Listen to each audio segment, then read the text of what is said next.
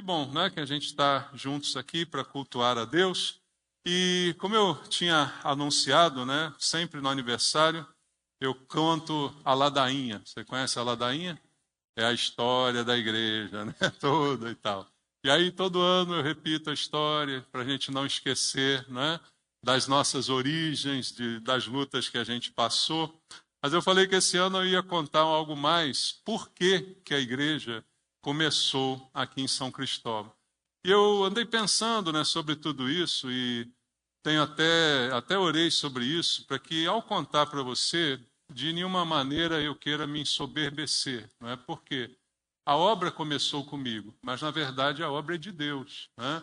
Foi Ele que fez tudo isso, foi o Senhor que realizou, mas usou a minha vida, né, para que a igreja acontecesse aqui. Então, vou começar essa história em 1965, que é o ano que eu nasci. Não, brincadeira. Vamos começar um pouquinho a mais. Vamos começar pelo menos em 85. 85, sim, eu preciso mencionar, eu tinha 19 anos de idade, não era cristão, né? E por que eu digo 95? Porque foi o ano que eu comecei a trabalhar. Comecei a trabalhar com 19 anos.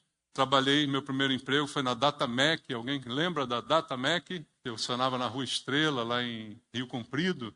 Era uma empresa estatal de informática, né, que tratava das loterias da Caixa Econômica. E eu comecei, então, a trabalhar nessa empresa. Mas por que eu estou dizendo isso? Eu nem era convertido nem nada. Porque foi lá que eu conheci minha esposa, né? Minha esposa Luciene era estagiária lá na Datamec. Então, sim, eu só sou pastor, essa história só aconteceu porque eu me casei com a Luciene. Se eu tivesse casado com qualquer outra, não tinha acontecido. Então, a coisa começa ali, a gente tem que mencionar, né? Ali a gente namorou, em janeiro de 87 e em julho a gente casou. Nós namoramos 6 meses, não, fevereiro, março, abril, maio, junho, julho. 6 meses de namoro, casamos e estamos casados, vamos fazer 36 anos, né, de casados. Mas a história começa ali com esse casamento, por quê? Eu não era cristão, nem ela, e a minha mãe e a minha irmã frequentavam a igreja de Nova Vida do Maracanã. A igreja do Maracanã funcionava na rua Pedro Guedes, ali no Maracanã, que é uma transversal a Ibituruna, não é isso? Se eu não me engano, transversal a Ibituruna. Ali é a igreja do Maracanã. E a gente casou numa situação muito difícil financeiramente, não tinha dinheiro, né, para fazer nenhuma festa, nem nada. Eu ganhava pouco, né, nessa época, apesar de não ser assim dos piores, né? Talvez eu ganhasse 2 salários mínimos, mais ou menos isso na época. Mas para casar era meio complicado, né? E a gente casou na igreja de Nova Vida do Maracanã. Por quê? Na igreja evangélica de graça, né, o casamento. E teve uma grande vantagem no dia do nosso casamento, é que teve um casamento antes. Então a decoração já estava toda lá, né? Vê que coisa maravilhosa, né? E o pastor Mauro, que é o pastor titular, né, da Igreja Nova Vida do Maracanã, claro, antes de nos casar, 2 não cristãos, ele quis conversar com a gente, né? A gente foi lá, conversou com ele, ele muito amável, muito amoroso, né? Nos atendeu muito bem, falou muitas coisas para nós sobre o casamento e tal. Depois, então, fez a cerimônia no dia 25 de julho de 1987, né? Foi o dia do nosso casamento. Por isso que a gente vai fazer em julho 36 anos de casado. E aí aproveitamos a decoração, aproveitamos tudo que estava lá, e essa cruz estava lá, né? Quero te dizer já de antemão, aquela cruz presenciou o nosso casamento. Tinha umas cadeiras de palha, você já viu umas cadeiras de palha que tem aqui na igreja? Estavam lá também, as cadeiras do casamento, elas estavam naquele dia. Mas por que isso? Porque nós casamos ali, mas não por isso começamos a frequentar a igreja, né? A nossa conversão aconteceu em 1992. Eu e ela, né, no mesmo tempo, ao mesmo momento, houve a conversão. Já contei a conversão, não vou contar de novo, aquela conversa com a minha tia, né, que veio de Friburgo, cristã, mãe de pastor e tudo. Então, ela que trouxe o evangelho para nós e nós nos rendemos a Cristo no mesmo dia. E então começamos a nossa vida cristã em 1992, no início do ano, né, de 92. E ainda em 92 nós fomos batizados, né, na igreja de Nova Vida do Maracanã. E por que o Maracanã? Quando a gente se rendeu a Cristo, né, a coisa foi assim tão radical que isso foi numa sexta-feira, no sábado eu saí para o Barra Shopping para comprar uma Bíblia. A gente sempre passeava no Barra Shopping, então eu entrei numa livraria para comprar uma Bíblia, que agora eu sou crente, né? Então fui comprar uma Bíblia e por obra de Deus a Bíblia era uma Bíblia na tradução Ferreira de Almeida, revista e corrigida, uma Bíblia então cristã evangélica, e não uma Bíblia católica. Então a gente comprou aquela Bíblia e tal. E aí eu disse, bom, amanhã, domingo, a gente tem que ir à igreja. E eu até falei isso com a minha mãe, e ela, em vez de me levar para a igreja do pastor Mauro, que era a igreja que ela frequentava no Maracanã, ela, não vai lá não. Eu falei, por quê? Ele me casou e tal. Eu, não, vai em Botafogo. Vocês conhecem a igreja Nova Vida de Botafogo, na época do Bispo Roberto, né? McAllister, a igreja bonita lá em Botafogo, era a sede, né? Ali na rua Álvaro Ramos, né? Isso, Álvaro Ramos? Não, acho que é General Polidoro, né? General Polidoro, Álvaro Ramos é depois. Então ali ela falou, vai lá, mas por quê? Porque a igreja do Maracanã tinha acabado de mudar para São Cristóvão. Houve um problema lá com o aluguel daquela loja onde eu casei, lá aquele imóvel, né, onde eu casei, na rua Pedro Guedes, e aquele imóvel aumentou muito o preço, e aí o pastor Mauro ele teve que mudar a igreja para outro lugar, e um diácono da igreja, que trabalhava na rede ferroviária federal, ele tinha uma casa que ficava na esquina, onde hoje é o posto de gasolina, quando você chega ali na estação de São Cristóvão, já desceu ali aquela rampa, né, de São Cristóvão, tem um posto de gasolina bem na esquina, perto, em frente à estação de trem, estação do metrô, tem um posto Petrobras ali. Ali onde é aquele posto era a casa desse diácono, e ele então conseguiu comprar essa casa pela rede ferroviária e vendeu para a igreja. Então a igreja mudou para lá. Só que, assim, muito precária a situação quando a igreja mudou, porque teve que fazer uma obra, derrubou a casa, fez ali uma estrutura para botar um telhado. Só que a igreja não tinha telhado, não tinha nada. Ela não tinha, tinha uma parte estava coberta, uma parte estava descoberta, obra para todo lado, poeira e tal. E a Pedro Guedes era um brinquinho, né? A igreja lá era um bibelô, né? Toda bonitinha, com ar-condicionado, padrão Nova Vida, né? Aquele padrãozinho Nova Vida. E aí, quando estava em obra, minha mãe, para não me assustar, falou, não, vamos em Botafogo. Botafogo é melhor, vamos lá em Botafogo e tal. E foi muito bom, foi o único culto que eu fui em Botafogo, né? Porque o meu lugar era mesmo ali, no Maracanã, em São Cristóvão, que ela não era Maracanã, mas já estava sediada em São Cristóvão. Então, nós fomos lá nesse primeiro culto depois da conversão, e foi assim uma prova também muito interessante, eu contei isso até no curso de pastores da Nova Vida, né, quando eu dava aula no curso, e muitos ficaram assim surpresos, né, porque foi uma prova nesse dia para a fé, porque antes da conversão você tem as críticas que todo mundo tem, né? Crítica a pastores, crítica à questão financeira das igrejas, né? Dízimo, oferta, isso aí, pastor fica rico, enriquece às custas da gente, né? Eu tinha essas mesmas críticas antes. Quando a minha tia pregou para a gente, eu fiquei com ela conversando até de madrugada, aí tudo ela respondeu, tudo ela mexeu na base, houve de fato uma conversão. E a prova disso é que nesse único culto que eu fui em Botafogo, quando eu cheguei no culto lá em Botafogo era uma maravilha, né? O filho do bispo Walter tocava no teclado, cantava, louvores maravilhosos, uma bênção, a igreja lotada, tinha galeria, né, em cima e embaixo, cheio de gente, o bispo Roberto pregando, que era uma maravilha também, quem viu, né? O bispo Roberto pregar, era muito legal. Só que na hora dos anúncios e das ofertas, foi o bispo Roberto que ensinou a Igreja Universal a fazer o que faz. Eles só pioraram, né? Mas foi o bispo Roberto que teve... era essa maneira que ele fazia quando ele precisava realmente da colaboração das pessoas para um propósito. Então, eles estavam construindo a Catedral Nova Vida lá no Recreio dos Bandeirantes, e nesse dia ele fez um apelo financeiro de fazer inveja ao bicho Macedo. Né? Tem o bicho Macedo, né? De fazer inveja a ele. Por quê? Ele começou com aquele leilão. Quem pode dar 10, quem pode dar 100, quem pode dar 1.000, quem pode dar não sei o quê, e vinha as pessoas com os envelopes e tal, vinha trazendo. Então, o que podia me escandalizar naquele dia, ele fez. Entendeu? Aquilo que podia escandalizar, ele fez. E outra coisa que eu observei durante o louvor, também para escandalizar mais ainda, é que enquanto o louvor acontecia, ele ficava sentado numa cadeira, assim, no púlpito, né? O filho estava tocando, os músicos, ele ficava sentado ali atrás, eu estava mais na frente, né? Olhava para ele, todo mundo sabe, ele é canadense, né? Ele veio morar no Brasil, sustentado por uma igreja do Canadá, que ele começou a obra e tal, começou essa história. Mas ele tinha um padrão de vida diferenciado e tal. E aí, quando ele estava sentado ali na cadeira, eu olhei o seguinte, ele estava com a Bíblia na mão, e ele virava as páginas e marcava as páginas com umas notas de dólar. Assim.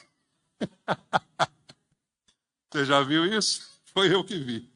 Aí marcava as páginas da Bíblia com uma nota de dólar. Ou seja, tudo que podia me escandalizar naquele dia aconteceu, né, para provar realmente se eu tinha me convertido ou não. Porque dizem também que a última coisa que se converte na vida da pessoa é o bolso. Sabia disso? O bolso é a última coisa que se converte. Então, ali foi uma prova, né, para eu ver se realmente eu estava convertido. E nada disso me escandalizou. Impressionante, irmãos. É impressionante. Eu lembro, né, porque eu vivi, eu lembro, conto porque chamou a minha atenção, mas não a ponto de me escandalizar. E aí eu só não continuei lá em Botafogo porque eu pensei assim, poxa, o pastor Mauro me casou, foi tão legal, foi tão gentil, tão carinhoso, eu quero ir lá.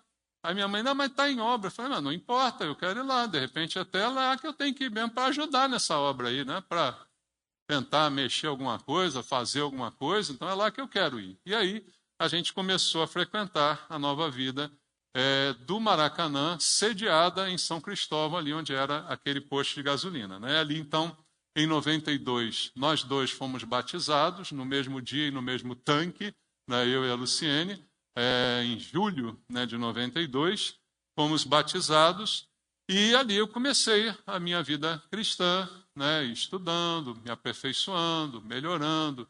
E lá eu me tornei depois diácono da igreja, fui o líder da escola bíblica dominical.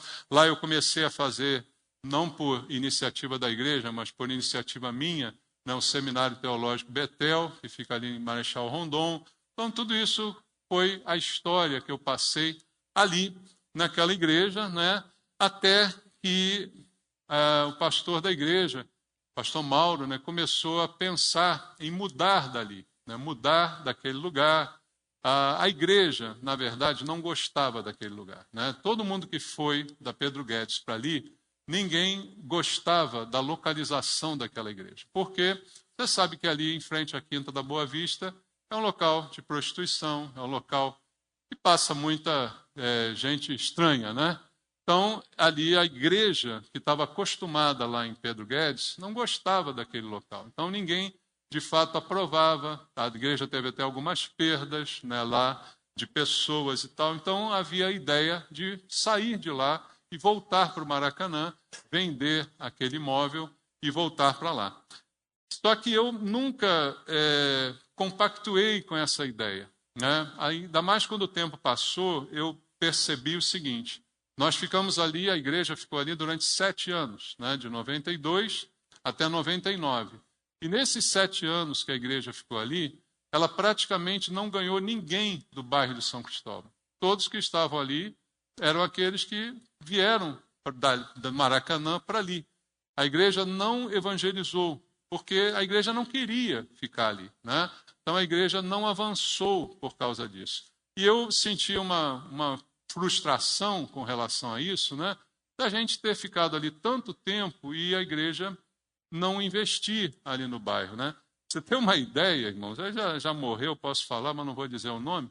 Mas tinha um diácono na igreja que uma vez ele disse assim, numa reunião de diáconos: aqui não é lugar para uma igreja. Foi esse o termo que ele usou, né? Isso aqui é lugar para tudo, menos para uma igreja.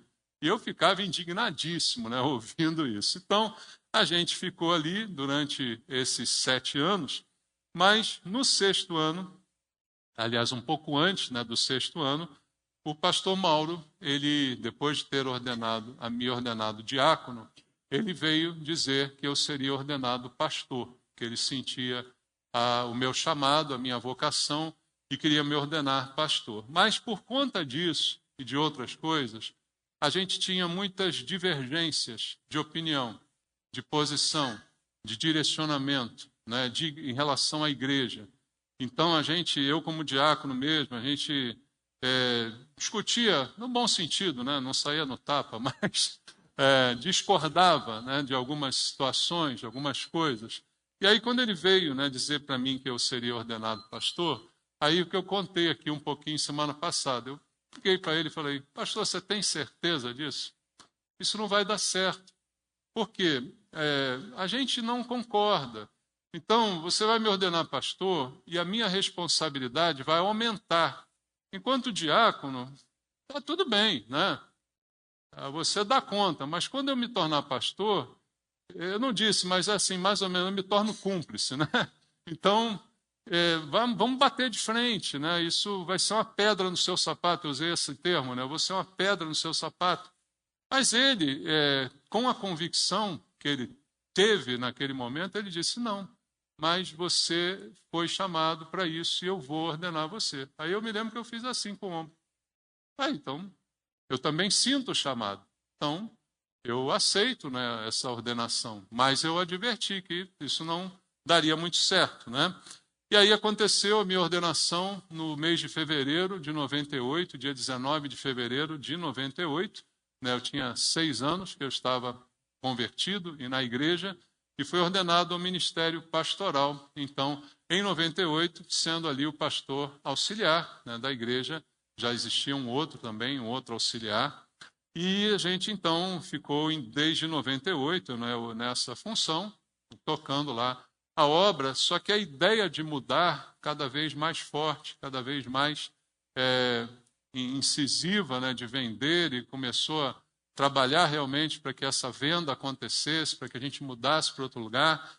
E uma vez o pastor conversou comigo, né, que ele tinha planos, né, ele tem uma empresa de turismo, então ele tinha planos de deixar a igreja na minha mão, praticamente, né, e ficar ele administrando, mas me deixar à frente. Não, porque você e tal, você vai ficar comigo e tal.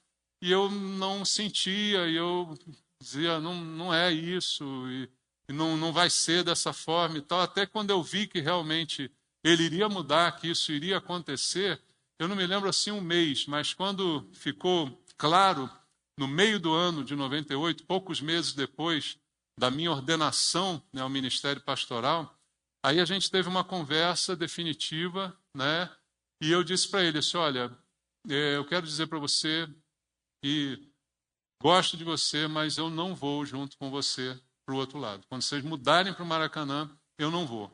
E eu vou deixar de ser pastor, eu vou para uma outra igreja, eu vou sentar no banco, eu vou fazer o que for preciso, mas eu decidi que eu não vou com você para o Maracanã, não é a minha visão, não é isso. Eu falei, eu acho que a gente aqui não fez o suficiente em São Cristóvão, e então eu vou para outro lugar. Também não vou ficar com você lá, porque eu acho que não tem sentido isso, né? A gente diverge, eu vou ficar ali, você vai esperar coisas de mim que eu não vou corresponder. Aí ele falou: bom, então, se você não vai e tem essa visão, você é pastor, você não pode deixar de ser, então você fica aqui em São Cristóvão. Porque ele começou a dizer, né, há um tempo, que ele queria deixar uma igrejazinha, né, em São Cristóvão. Mas não era eu a pessoa que ele iria deixar em São Cristóvão, porque eu estava na mente dele que eu iria com ele para lá, né, para a gente fazer lá, dar prosseguimento lá no Maracanã a essa obra, né? Na verdade, ele pensava mais no diácono Valmir. Vocês conhecem o diácono Valmir, que é membro aqui da igreja? Então, ele pensava mais em deixar o Valmir ali na direção, em São Cristóvão e tal. Mas, quando eu disse que não, ele falou: bom, então você fica. Eu falei: vamos ver como é que vai ser isso? Não sei, né? Mas não me disse nada assim de que faria alguma coisa, de que daria alguma ajuda, de que daria algum apoio, de que não me apresentou um plano. E eu eu sou um cara que você já deve conhecer um pouquinho, eu sou um cara chato, eu sou um cara organizado. Né? Eu, quando faço alguma coisa, eu faço planilha. Eu faço uma viagem, eu faço planilha de custo. Né? Então, esse negócio no ar não é comigo, não funciona comigo. Né? No ar, vamos fazer. Tal. Mas como? Cadê? Como? De que jeito? De que maneira? De que forma? Né? Cadê os números? Quanto vai ser? Vai dar alguma coisa? Vai bancar alguma coisa? Vai fazer alguma coisa? Não, não falou nada. E aí, como não falou nada, passou um tempo, aí eu conversei novamente com ele. Falei assim, olha, eu vou ficar aqui, você vai ficar aí. Falei, bom, então eu vou fazer o seguinte, eu tomei uma decisão também. E aí foi uma conversa meio aguda, porque eu disse assim, olha, a partir de hoje, eu não vou mais entregar o dízimo aqui na igreja. Eu vou colocar o meu dízimo numa caderneta de poupança, para que quando chegar a hora da mudança, eu tenha condição de pelo menos alugar alguma loja, algum espaço, e constituir a pessoa jurídica e tal. Eu falei com ele, não aprovou muito a ideia e tal, mas foi assim que aconteceu. E aí eu não tinha também condições de saber da igreja ali quem ficaria comigo. Aliás, eu não tinha expectativa de que ninguém ficasse, né, porque ninguém gostava de São Cristóvão. Então, ficar em São Cristóvão não era a expectativa de ninguém ali. Né? Então, eu comecei a depositar esse dízimo, até que uma pessoa falou comigo, sabendo, né, da situação, que ele ficaria, que é o diácono Leandro. Vocês conhecem o diácono Leandro? Aquele velhinho, barba branca, que estava aqui hoje de manhã. Então, o diácono Leandro, que era diácono já também, junto comigo, antes, né, eu fui pastor e tal. Aí ele falou assim, não, eu vou ficar com você. Eu vou ficar com você porque eu também creio, a gente tem que lutar aqui e tal. E aí eu só sabia que ele ficaria comigo, mas também não estava numa posição de ficar fazendo prosélitos dentro da igreja do pastor Mauro, né? Não podia ficar convidando ninguém, isso não seria ético. Então eu não tinha certeza absolutamente de nada. Só tinha certeza de que era para ter uma igreja aqui em São Cristóvão. Então, em dezembro desse ano, de 98, né?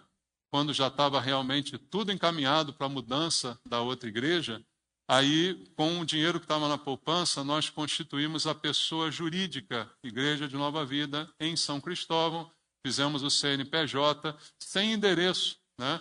Foi colocado o endereço do meu apartamento lá no Grajaú. Esse foi o endereço que estava lá no registro do CNPJ da igreja. Em dezembro, também essa despesa saiu dessa poupança. E o tempo passou, janeiro, fevereiro, e aí em março, né, finalmente a igreja vendeu o imóvel, mudou, e eu tinha poucos dias para conseguir alugar uma sala, né, alugar uma loja, um galpão, uma casa, qualquer coisa que fosse, né, em São Cristóvão. E aí, cadê? Já saiu aí do ar? Deu ruim? De manhã eu mostrei aqui no site da igreja. Você tem a foto da loja que a gente alugou na rua Antunes Maciel, número 45, se eu não me lembro, acho que é 45. Eram 40 metros quadrados, com um banheiro e 2 portas de ferro de correr. E foi interessante que o aluguel era R$500, mas eles pediam 3 meses de depósito, né, para fazer o aluguel. E aí, quando eu fui ver, aquela poupança tinha exatamente o valor, né, que foi para pagar a pessoa jurídica e para fazer os 3 meses de depósito. Era o que tinha naquela poupança que eu tinha feito. Né? Era esse valor que tinha lá. Então, não é coincidência. Né? Eu falei, olha, eu acho que Deus está influenciando alguma coisa aí. Né? Então, a gente alugou a loja um pouquinho antes, né, da inauguração, claro, e fizemos esse aluguel. A pessoa jurídica já estava pronta, com estatuto e tal. E aí, quando a igreja do Maracanã se mudou no final de semana anterior, nós inauguramos domingo, dia 14, no domingo, dia 7, a igreja já estava mudando para o novo endereço, o imóvel ficou vazio, e aí a gente fez então eu disse, né, no último dia, eu disse, olha, quem quiser estar em São Cristóvão, no dia 10, quarta-feira, eu vou fazer uma reunião aqui mesmo nesse templo, né, que já estava vazio, para quem quiser vir participar, e a gente vai começar então a igreja. E aí, algumas pessoas, poucas, né, estiveram ali presentes. Eu fiz a leitura do estatuto da igreja, né, que já estava registrado no CNPJ, e com as pessoas que ali estavam presentes na quarta-feira, no dia 10, e marcamos o culto inaugural para o dia 14 de março de 99, nesse imóvel. Mas o detalhe, né?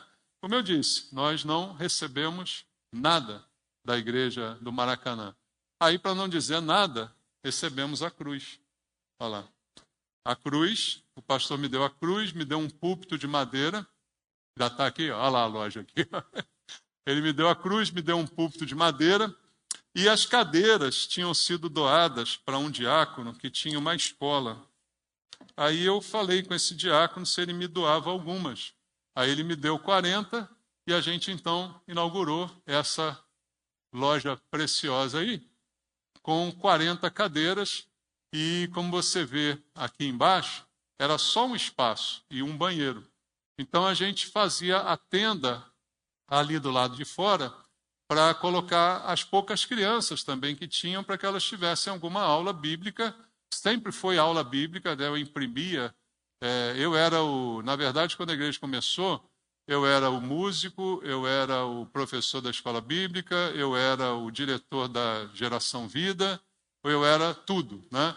Porque eu imprimia, eu achei na internet umas aulas para criança, e imprimi uma série de aulas, e aí os pais se revezavam ali, cada final de semana para passar esse conteúdo ali para as crianças, né?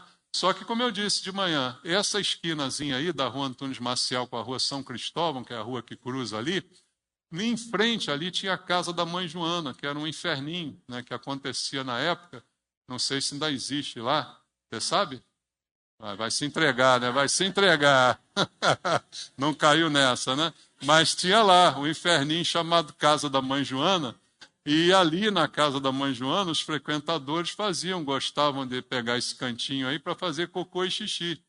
Então você chegava de manhã no domingo e estava uma festa, né? Aí tinha lá criolina, rodo, vassoura, né? Vai lá, o diácono Alex já ajudou muito ali também, lavando ali, né? Tirando aquelas coisas, e a gente botava um pedaço de piso de PVC, né, para forrar, fazia a tendazinha, só tinha culto de manhã, as crianças então ficavam ali com os pais se revezando, dando aula com aquele material que eu imprimi, né? Então isso foi esse início, né, com as cadeiras que eu recebi do diácono, a cruz e o púlpito de madeira. Não tinha microfone, não tinha louvor, não tinha nada. Então a pregação era no gogó, e ficaram ali, assim, eu não me preciso nome, mas eu uso o número de 15 pessoas. Devia ter menos, tá? Contando com a minha esposa e meu filho. Então a gente começou dessa forma, né? Aqui é o culto inaugural, né? Então por isso tem mais gente, que aí convidou algumas pessoas da igreja, foram lá e tal. Mas depois que acaba é a realidade. E o de baixo aí é o primeiro aniversário. Já estava a igreja um pouco mais cheia. O pastor Flávio está ali, que é um dos pastores que me ordenou. Está aqui na frente, né, pastor Flávio. Mas aí já é o primeiro aniversário, aniversário de 1 ano da igreja. Então, a razão da igreja existir foi essa minha insistência, né, em ficar no bairro de São Cristóvão, acreditando que Deus tinha um propósito aqui, né, de que a igreja não tinha feito o suficiente, né, enquanto passou aqui por 7 anos, e que a gente teria que explorar, no bom sentido, né, o bairro de São Cristóvão. E assim a gente foi caminhando, né, como eu disse, depois de 9 meses a gente alugou a lojinha do lado, que é essa aqui, que era o Jogo do Bicho. Aí a gente fez um giral, ela tinha 28, era menor do que a normal, né, 28 metros. A gente fez um giral para botar em cima 2 salas de aula, que estão aqui à minha direita, e à esquerda aqui, embaixo, um gabinete e um berçário. O gabinete eu fiz uma porta de comunicação, porque era parede com parede, né, para sair ali no púlpito da igreja. Então, essa era a estrutura que a gente teve depois de 9 meses ali, né?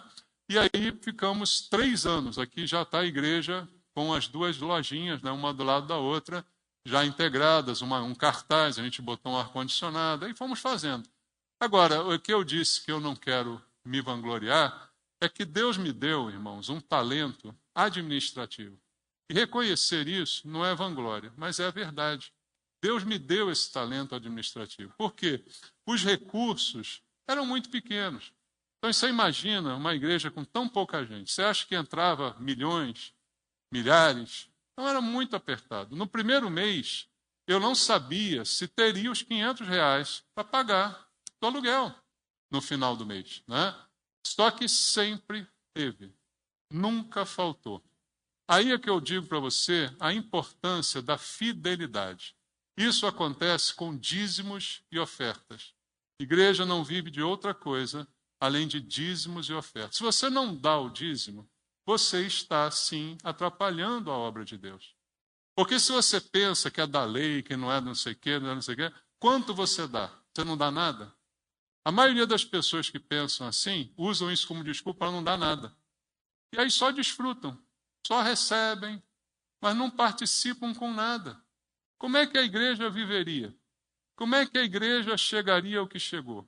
A história continua, como eu disse pela manhã, depois de 3 anos, quando a gente saiu daqui, nós fomos para a galeria na rua São Cristóvão, número 516, o edifício Aladim, que é essa porta aí de vidro. Tinha uma loja comprida, mas era a última loja da galeria. Aqui embaixo você vê, ó. A galeria está aqui, a igreja está lá no final, a última à esquerda. Então é sempre um lugar escondido, né? A igreja parecia essa da igreja proibida, né? Está sempre escondida em algum lugar. E a gente mudou para aí já deu para botar 150 cadeiras, né? Nós compramos as 150 cadeiras, já tinha várias salas de aula lá para trás, tinha uma cozinha, mas era alugado, né? E a gente pagava aí R$ 2.500 de aluguel. Então, quintuplicou, né? De 500, saiu para 2.500. Mas sempre ali, apertado, né? Não, a igreja nunca teve milhares de pessoas. Hoje, nossa igreja tem 300 e poucos membros, irmãos. Não é a igreja de milhares de membros. Então, como é que é isso? Isso é Deus que faz. Deus que faz pela sua fidelidade. A sua fidelidade, Deus abençoa e proporciona. E me deu a capacidade de administrar. Isso é muito importante também, né? Porque gastar, desperdiçar é a ruína das pessoas, né? Então a gente sempre teve aqui o que é funcional. Olha para a nossa igreja. Ela não tem luxo, ela não tem opulência, ela tem o que é funcional e prático. Podia ser mais bonita? Podia, mas custa caro ser mais bonita, entendeu? Então, quando você faz as coisas com racionalidade, você faz as coisas melhor e dá um melhor uso para os recursos que são de Deus. Aquilo que você coloca na igreja são recursos que não pertencem a ninguém, pertencem a Deus, né? Então, o que pertence a Deus tem que ser melhor administrado até daquilo que me pertence. Há que se ter mais cuidado em administrar o que é de Deus do que é próprio, né? Então, esse cuidado é necessário. E aí nós ficamos aqui nessa igreja por 5 anos, naquela lá da rua São Cristóvão. E compramos esse imóvel aqui em 2007, como eu disse de manhã. A compra foi algo também milagroso, porque eu comecei a fazer um consórcio Rodobens para a igreja, para juntar um dinheiro para poder comprar um imóvel. O sonho era adquirir para não pagar mais aluguel. Mas a gente pagava R$ 2.500 de aluguel e R$ 2.500 ao consórcio Rodobens. Mas o consórcio não é dinheiro, ele só é dinheiro se for contemplado. E apareceu esse imóvel, onde nós estamos, que era o imóvel das Óticas Brasil. Elas funcionaram aqui, faliram aqui, deixaram uma dívida tremenda ali para o proprietário, né, com a falência e IPTU, contas atrasadas e tal, e o proprietário queria então vender o imóvel. E a proposta, né, que eu fiz a ele, entre as várias vezes que a gente conversou, foi muito indecente, né, como ele depois falou aqui na igreja, que eram só propostas indecentes, porque eu não tinha como propor muita coisa. Eu primeiro propus que ele alugasse para a gente. Aluga, eu faço uma obra e você me dá uma isenção de aluguel por alguns meses para eu fazer a obra, depois que a obra estiver feita, aí eu vejo como é que a gente consegue negociar. Não, aluguel, não alugo mais de jeito nenhum, que Ótica Brasil aluguei, só me deu prejuízo, perdi IPTU, perdi isso, tem uma dívida enorme, não quer, ficou traumatizado, né? Então, eu não tinha o que oferecer, até que numa última reunião que eu marquei com ele, ele era diretor do Imetro, ali também no Rio Comprido, eu marquei ali a reunião com ele, na hora do almoço, eu saí do trabalho, fui lá conversar, e ali na mesa, com ele, com a corretora, eu fiz a proposta indecente final, né? Eu levei o extrato bancário da igreja, e você veja como é que as coisas são. Mesmo com toda essa dificuldade, pagando 2.500 consórcio, 2.500 de aluguel, a igreja tinha 117 mil guardados numa aplicação, porque eu ia juntando todo mês e estava lá 117 mil. E aí eu cheguei com esse extrato para ele na mesa de negociação e falei assim, seu José, o negócio é o seguinte, eu quero comprar o seu imóvel, a igreja precisa do seu imóvel, mas eu não tenho condição de dar o que o senhor quer. Ele queria 250 mil reais, que não é caro, mas a igreja tinha aqui uma dívida de IPTU muito grande e tal, tinha que ser assumido por quem comprasse, né? Então, pelo 2007 para cá, não tem 16 anos, né, que a gente está aqui, e 250 mil era barato, né? Barato quando a gente tem dinheiro, né? Quando não tem é cara beça.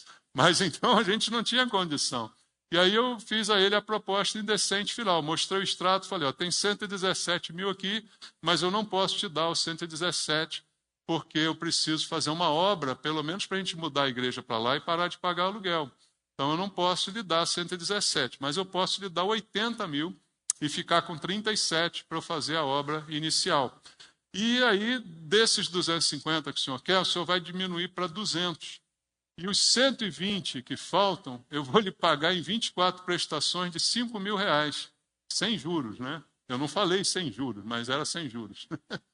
Eu falei assim, eu vou lhe pagar em 120, em 24 vezes de 5 mil reais, e vou lhe dar os 80 mil, então o senhor baixa para 200 e a gente fecha assim. E ele olhando para a minha cara, e eu olhando para dele, com a maior cara de pau, né, que eu tenho, fazer uma proposta sem vergonha dessa para o homem, né? E ele olhou e falou assim, tá bom, vou pensar. Não falou nem que sim, nem que não, foi embora. Aí no dia seguinte me liga a corretora, falou assim, olha, Maurício, não sei o que aconteceu, mas o homem aceitou a sua proposta. Falei, só pode ser Deus, né, nesse negócio aí, né? Para aceitar uma proposta indecente. E um homem que não precisa de dinheiro. Né? O homem era diretor do Inmetro, não um homem que está precisando estar encalacrado. Porque isso era outra coisa que eu esqueci de falar de manhã. Eu também pedi a Deus. Eu pedi a Deus que a igreja comprasse um imóvel que fosse barato e bom, mas que não fosse barato porque tinha alguém em aperto sendo prejudicado. Né? A gente não quer ser feliz com a tristeza do outro. Então eu queria que fosse assim. Exatamente como aconteceu. Um cara que não está necessitado do dinheiro, que pudesse fazer, por obra de Deus, uma negociação. E aí ele fez, eu paguei 24 prestações de 5 mil reais, e na última eu chamei ele. Alguém aqui estava no dia, em 2009? Tem alguns aqui ainda, remanescentes.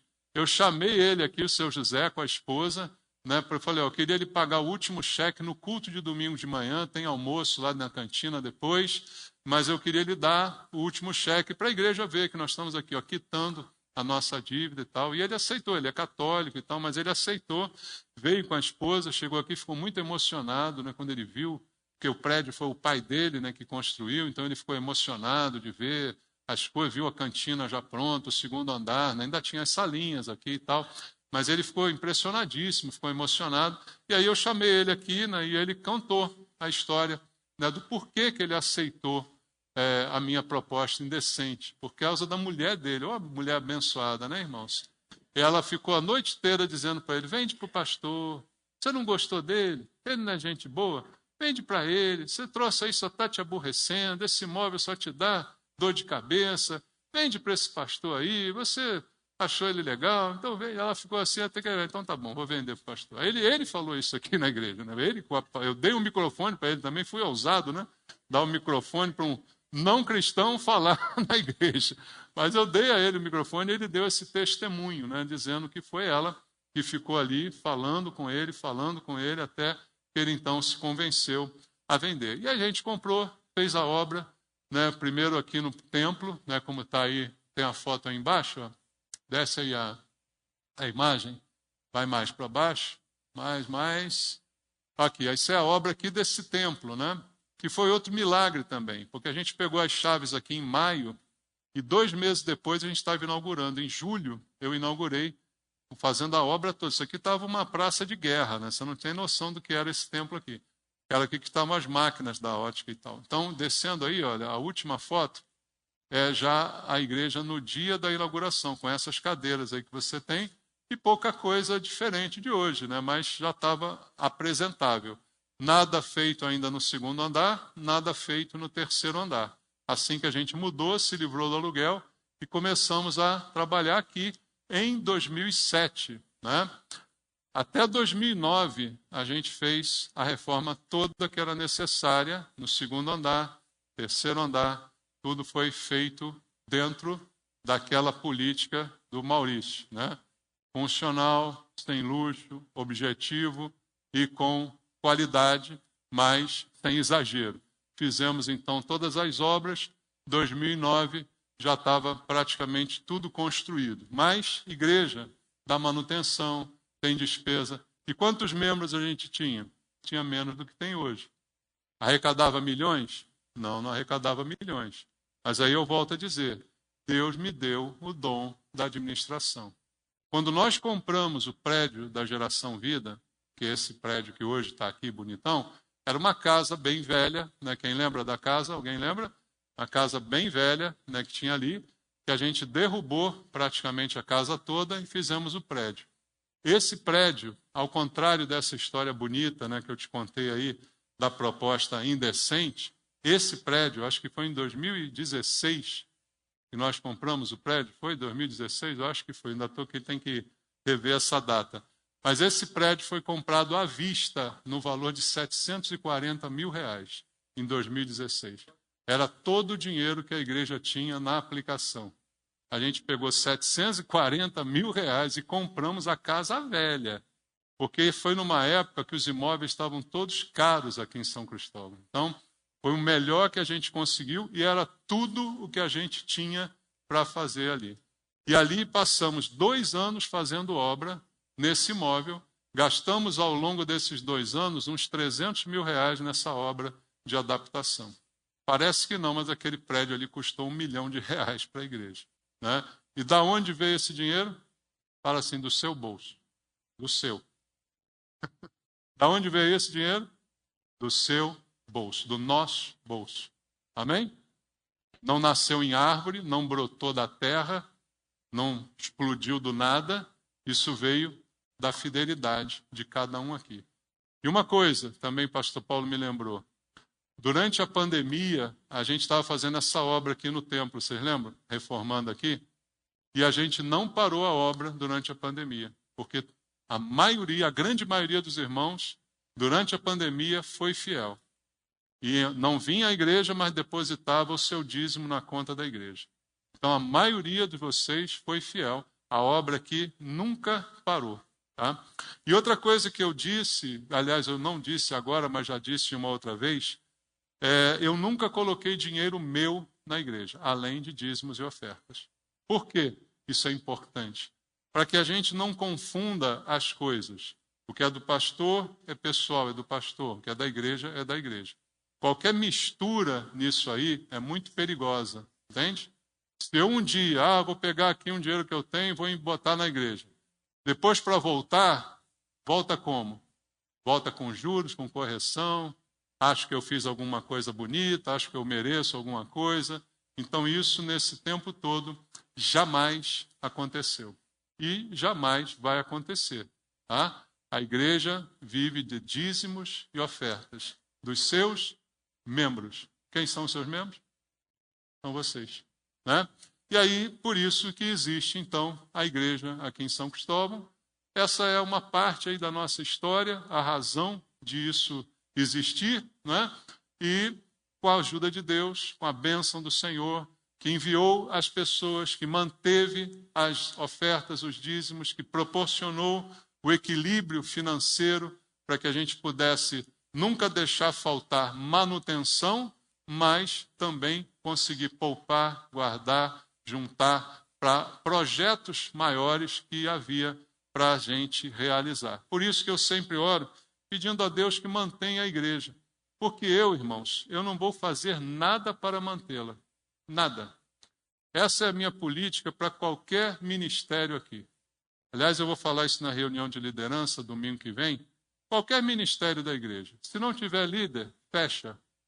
Se não tiver quem queira ficar com ele, fecha. A igreja não tem, fecha. Não cabe a mim manter as coisas, cabe a Deus. É de Deus, ele mantém. Amém? Então, Deus é que vai manter. Eu não vou fazer das tripas corações, nunca fiz. Fiz com o que Deus colocou nas minhas mãos. Fiz prosperar. E essa é o que diz a palavra, né? As coisas prosperam na mão daquele que Deus chamou, comissionou, de que Deus abençoou com dom e com talento. Então, é assim que as coisas vão funcionar e é dessa forma, né? Sem se descabelar. Tive muitos sofrimentos? Tive, claro que tive. Dores, ingratidões, abandonos. Isso eu podia ficar aqui contando história, mas hoje é dia de festa, né, irmãos? Não é dia de tristeza. Mas nenhuma dessas tristezas, elas abalaram o suficiente para tirar do alvo, da direção. A gente tem que ter um foco. Você tem um foco, você vai e persegue o seu objetivo, né? Deus colocou no meu coração, é São Cristóvão o seu lugar. Então, vou morrer aqui, tá bom? Colocou isso tão forte no meu coração que eu até mudei para cá, irmãos. Para mostrar que é aqui, que não é outro lugar, entendeu? Uma vez falaram para mim também, né? Você não é pastor para São Cristóvão. Disseram isso na minha cara. Você é pastor para a Zona Sul. Você é pastor para não sei aonde, de um monte de bairro lá. Eu falei, errou! Eu sou pastor de São Cristóvão, o melhor bairro do Rio de Janeiro. Amém? Glória a Deus. Não tem bairro melhor do que o bairro de São Cristóvão. Tudo que Deus me deu é o melhor. Pense assim, e você vai ser feliz. Quando eu olhava para aquela igrejinha, aquela que apareceu aqui, a primeira, de 40 metros, eu nunca tratei aquela igreja como uma coisa qualquer. Eu sempre fiz ali o melhor que a gente podia fazer. Botamos o ar-condicionado, mas não é seu, vai ficar aí, não importa, estou usando, tem que ser o melhor. A rua é ruim, não, a rua é a melhor de São Cristóvão, Antunes Maciel, o cocô aqui é sagrado. É, irmão, é bom. Não, onde você está é o melhor. As pessoas que ficam frustradas, angustiadas, se lamentando pelo que têm, nunca terão algo melhor. Aprenda a valorizar aquilo que você tem, porque tudo que você tem foi Deus que te deu, e se te deu para cuidar, cuide da melhor maneira que você puder. Se empenhe para cuidar do que você tem um carro velho, cuide dele, lave ele. Porque outra coisa que eu não disse, isso tudo aqui, irmãos, custa dinheiro à beça. Sabe quanto é manter esses prédios? Estou falando de conta de luz, de água, não. Isso é caro também, mas manutenção, toda hora quebra alguma coisa aqui dentro, irmão. Você não vê, você não imagina. Mas quem está na administração sabe o que é isso. Toda hora é um dinheiro para cá, um dinheiro para lá, quebra uma coisa, quebra outra coisa, repõe, troca, bota, chama e faz orçamento e pega, porque eu sou chato, eu não vou. O primeiro, quanto é? Faz aí. Não.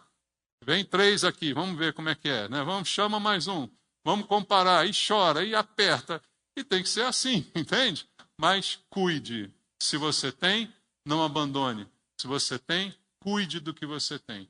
Deus que te deu, seja fiel naquilo que Deus te dá. Valorize aquilo que você tem. O que você tem é o melhor.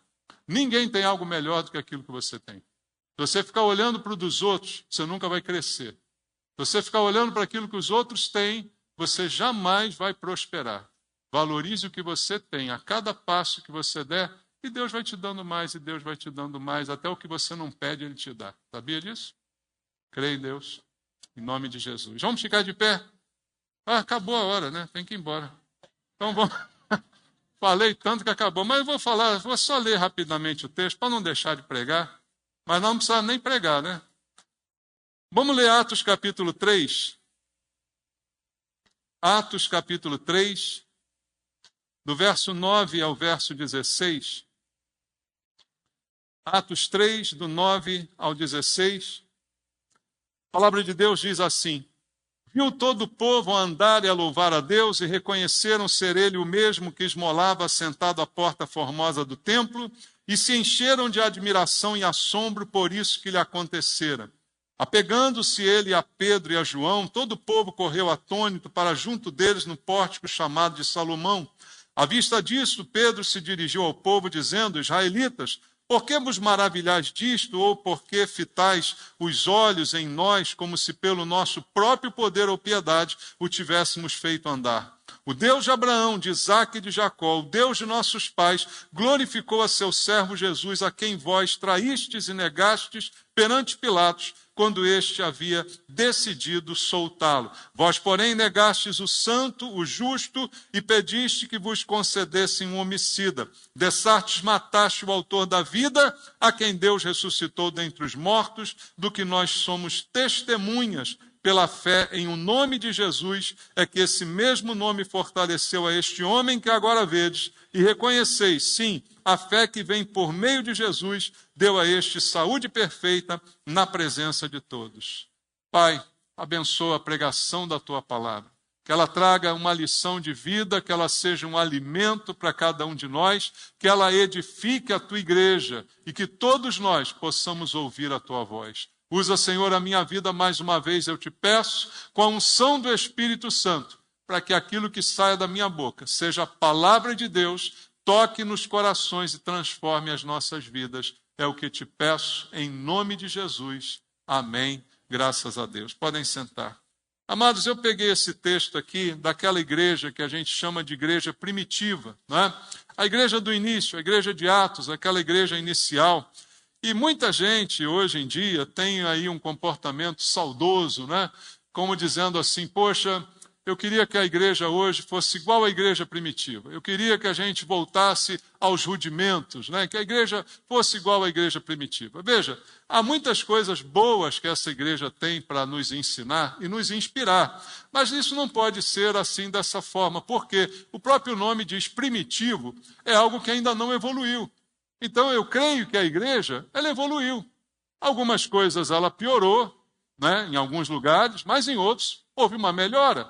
Então, não é voltando ao passado que nós vamos resolver a nossa situação, mas é transformando a nossa vida como igreja.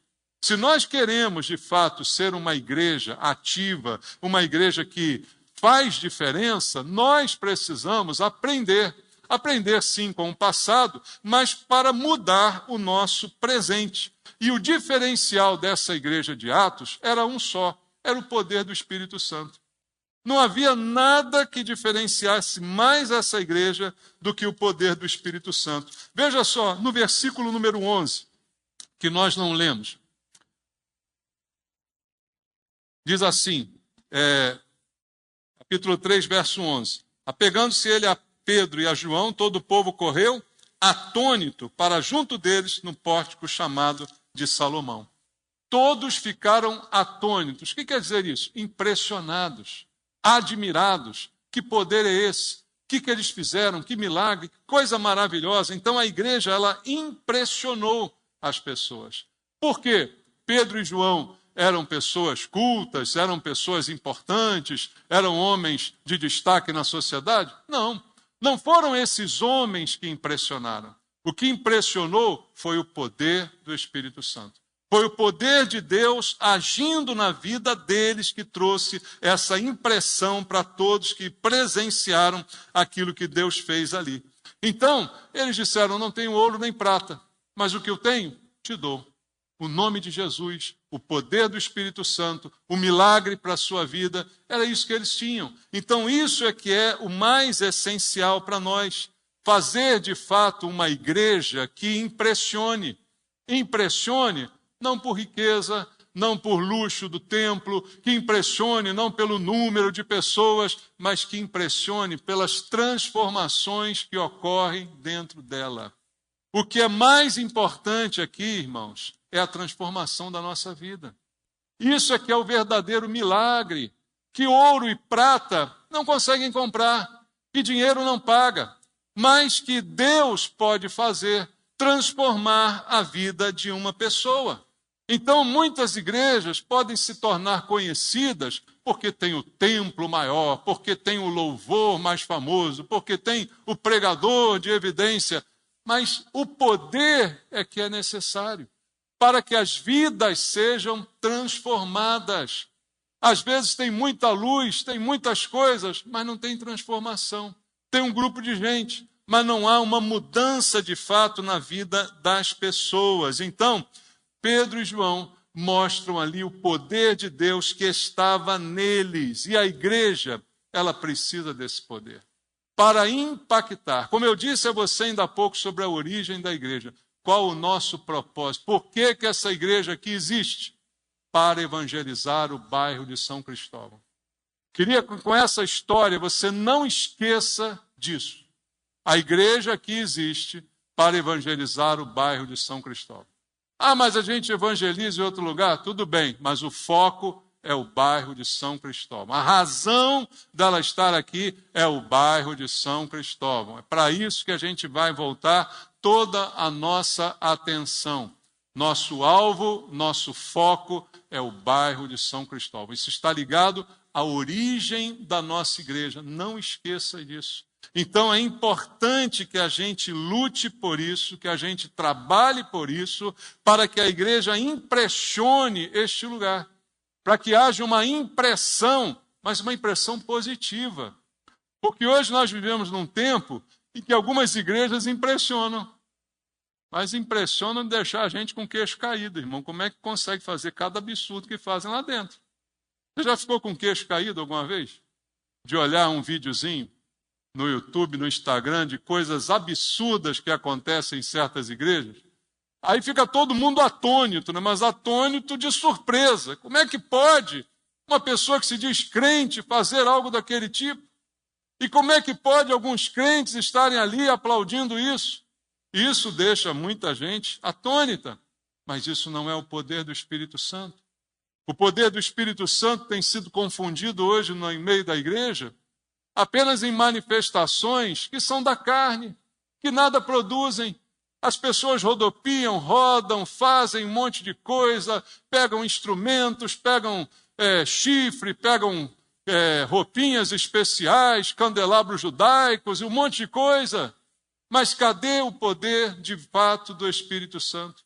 Que deixa as pessoas impressionadas. Veja, Atos capítulo 2, no versículo 12, está escrito assim: todos atônitos e perplexos interpelavam uns aos outros. O que quer isto dizer?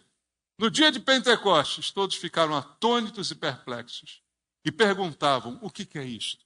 Que poder é este? Que coisa admirável e maravilhosa é essa? Assim a igreja deve ser conhecida pelo poder do Espírito Santo. A própria igreja de Nova Vida, ela começou, sabe como? Num terraço de um prédio, numa sala de um prédio comercial no centro da cidade, local onde o bispo Roberto fez as primeiras reuniões. Ali ela começou. Aonde a nossa começou? Na salinha de 40 metros que você viu ali na foto. Então, irmãos, a gente não impressiona por opulência, mas sim por aquilo que Deus quer fazer no nosso meio. Eu creio que Deus ainda tem coisas para fazer em São Cristóvão. Eu não estou satisfeito com o alcance da igreja aqui no bairro de São Cristóvão. Ainda tem muita gente. E olha, São Cristóvão melhorou muito de anos para cá. Muitos prédios aqui foram construídos. O bairro, que era basicamente comercial, está se tornando mais residencial. Cadê essas pessoas? Você tem que trazê-las para cá. Essa é a sua missão. Amém? Esse é o seu trabalho. É trazer as pessoas de São Cristóvão aqui para congregar, para ouvir a palavra, para serem salvas, para se arrependerem dos seus pecados. E isso você precisa do poder do Espírito Santo. Isso não é feito com lábia, não é feito com convencimento, a não ser pelo Espírito Santo, que é quem convence o homem do pecado, da justiça e do juízo. A gente precisa ser mais do que um grupo de pessoas apenas ouvindo mensagens cristãs, ouvindo pregações. A gente precisa de ousadia, a gente precisa de intrepidez, como tinham os apóstolos, como teve a igreja naquele início. Pregavam a palavra, compartilhavam o evangelho, levavam o evangelho ao lugar aonde estavam. E isso é o que nós precisamos fazer. Nós precisamos clamar a Deus para que a igreja se torne cada vez mais um lugar em que a operação do Espírito Santo seja visível, seja sentida, mesmo através de milagres. Eu creio em milagres. Talvez a gente não veja tantos milagres quanto gostaria, mas Deus ainda faz milagres. Você é um milagre de Deus. Eu sou um milagre de Deus. O que Deus fez na vida de cada um de nós, na história que cada um de nós tem para contar, como eu contei aqui um pouco da minha, você também tem a sua história. E eu acredito que tem bênção de Deus também nessa sua história. Mas você precisa do poder do Espírito Santo. A igreja precisa evidenciar essas coisas através da vida de cada um de nós. Quando aquele homem foi curado, o que diz o texto aqui no capítulo 3, no verso 9 e 10, viu todo o povo andar e louvar a Deus. Reconheceram ser ele o mesmo que esmolava sentado à porta formosa e se encheram de admiração e assombro por isso que lhe acontecera. Ficaram todos admirados e assombrados. Esse é o testemunho que muitos de nós podem dar. As pessoas que te viram e que te veem. Como diz aquele ditado, né? Quem te viu, quem te vê. Qual é a diferença? Quem você era e quem você é hoje. É esse o seu testemunho. É essa a sua história para contar. Para que fiquem todos admirados e atônitos. Como é que pode isso acontecer? Foi Deus que fez isso. Foi Deus que operou esse milagre e mudou a sua vida. Foi Deus que operou esse milagre e transformou você no que você é hoje. E esse é o seu testemunho pessoal. Você não precisa ver o coxo andar, porque você era um coxo espiritual. Você era alguém deficiente, que foi tratado, foi curado, foi abençoado por Deus. E é preciso que as pessoas olhem para nós e vejam essa diferença. E também fiquem maravilhadas, admiradas com aquilo que estão vendo.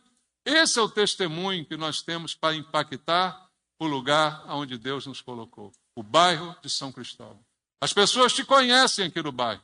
Mas se elas veem você entrar e sair da igreja e continuar a mesma pessoa que elas sempre conheceram, elas não vão se impressionar com nada. Pelo contrário, vão se impressionar negativamente. Está vendo aquele ali? Vai à igreja, mas continua o mesmo. Nada mudou na sua vida. Nada, é sempre a mesma coisa. E aí, ao invés de um testemunho, haverá um testemunho, né, irmãos? E não é isso que Deus deseja. Se a gente quer milagre, a gente tem que ser parte desse milagre. Se a gente quer a ação de Deus, nós temos que ser parte desta ação de Deus. E quando isso acontece, quando aconteceu aqui, as pessoas afluíram para Pedro e João. Elas foram até eles, porque houve uma atração na vida daqueles homens, o poder do Espírito Santo que elas presenciaram.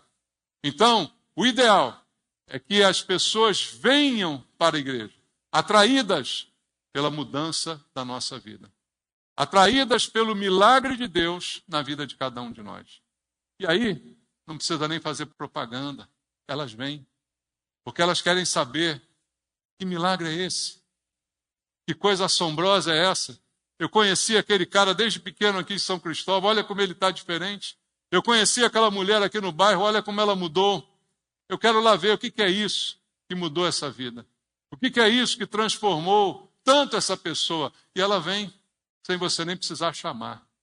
O problema é que as pessoas não estão mais vendo isso. E aí a gente tem que ficar chamando.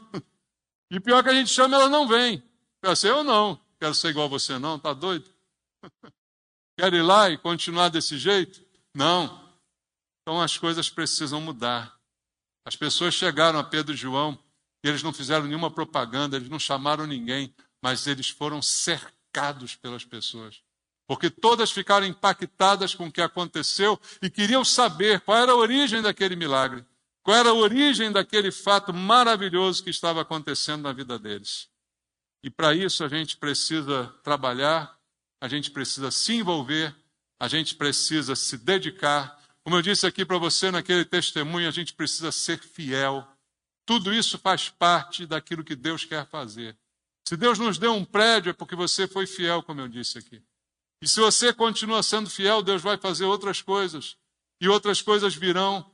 E outras coisas vão acontecer e vai ampliar, vai ter mais, para que Deus possa trazer mais. Se um dia a igreja aqui ficar tão cheia que não caibam mais pessoas, o que vai ter que acontecer? Vai ter que ter um outro lugar. Vai ter que ter uma expansão, não vai? Mas isso é parte do compromisso que cada um de nós tem que ter com a igreja do Senhor. E o compromisso começa por estar na igreja. Aquela tecla em que eu bato muitas vezes ao longo desses 24 anos, os mais antigos então devem estar achando insuportável me ouvir mais uma vez. Venha para a igreja. Frequente a igreja. Você não é membro de um lugar que você não frequenta. Você não é identificado com um lugar em que você não está presente. Eventualmente, quando dá na telha, eu apareço, igual um fantasma. Crente fantasma, crente assombração. De vez em quando você se assusta com ele. Oh, quem é você? Oh, que susto. É um fantasma que apareceu aqui na igreja. De repente aparece. Oh. Não, você não pode ser um fantasma. Você tem que ser presente. Você tem que estar constante. Aquela igreja lá de Atos que a gente gosta tanto, as pessoas estavam sempre lá. As pessoas estavam sempre reunidas. Estavam sempre trabalhando umas com as outras e estavam sempre juntas. E isso tem que ser assim. Veja Atos capítulo 2, voltando aqui um pouquinho.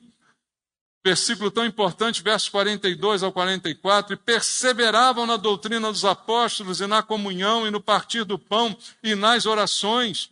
Em cada alma havia temor e muitos prodígios e sinais eram feitos por intermédio dos apóstolos. Todos os que creram estavam juntos e tinham tudo em comum. Percebe a unidade? Percebe como estavam sempre perseverando? Isso não é de vez em quando. Isso é constância, isso é vida. Nós temos que nos acostumar à nossa vida cristã, que é passada muito pouco na igreja e muito no mundo. O tempo que você passa no mundo não se compara. Isso se você vier a todos os cultos, o que poucos fazem. Estar na quinta, estar no domingo de manhã, estar no domingo à noite. Se você fizer isso, achando que é alguma coisa, eu digo é pouco. É pouco porque no mundo você passa muito mais tempo do que essas horinhas 3 vezes por semana, se vier a todos os cultos. Então a gente precisa de muito mais do que isso. E olha só o que diz o verso 47. Louvando a Deus e contando com a simpatia de todo o povo. Enquanto isso, acrescentava-lhes o Senhor, dia a dia, os que iam sendo salvos. O que é mais interessante, que a gente acha que às vezes o crescimento da igreja depende da gente. Eu tenho que fazer, porque se eu não fizer e tal. O Senhor acrescentava quem ia sendo salvo. Veja como Deus ia jogando gente lá para dentro. Meu sonho é esse, irmãos. É que Deus comece a jogar pessoas aqui dentro. Entende? Que Deus acrescente. Mas por que Deus acrescentava? Porque chegava ali e encontrava uma igreja. Encontrava gente unida, encontrava gente firme. Encontrava gente com propósito. Não encontrava cada um por si, né? Não encontrava posição firme. E aí Deus acrescentava. Encontrava gente perseverante na doutrina dos apóstolos, na comunhão, no partir do pão, nas orações, gente que orava, partia o pão, gente que comungava, gente que tinha amizade. E aí Deus, então, botava gente para dentro, acrescentava. Dia a dia entrava mais um, dia a dia chegava outro. Porque Deus mandava. Deus foi o maior evangelista dessa igreja. E eu creio que ele também precisa ser da nossa. Mas a nossa parte é ter aqui um ambiente, primeiro que a gente frequenta. Porque como é que você vai mandar alguém vir para a igreja se você mesmo não vem? Fala para mim. Que cara de pau é essa? Que você vai dizer para uma pessoa, irmão, vai para a igreja. Ô vizinho, vai para a igreja. Vou encontrar você lá? Não, eu vou de vez em quando. Você acha que vai dar certo isso? Ô vizinho, você está precisando ir para a igreja. Aí ele fala para você, e você não vai não? Ele vai de vez para você. Você não está não? Então Deus acrescentava porque tinha gente lá. Tinha gente lá todo dia, tinha gente lá vivendo como igreja do Senhor. E é isso que nós precisamos. E outra coisa que eu deixo para você, para a gente terminar. A gente precisa viver na expectativa de milagres que Deus vai fazer. Veja o que diz o capítulo 3, no versículo 12. Capítulo 3, 12 diz: à vista disto, Pedro dizendo: israelitas, por que vos maravilhais disto? Ou por que fitais os olhos em nós, como se pelo nosso próprio poder ou piedade o tivéssemos feito andar? Pedro, o povo, por sua surpresa. Ele diz: por que vocês estão maravilhados? Por que vocês olham para nós como se nós fôssemos os responsáveis por isso? Como se nós tivéssemos feito esse homem andar? Quem fez isso foi Deus.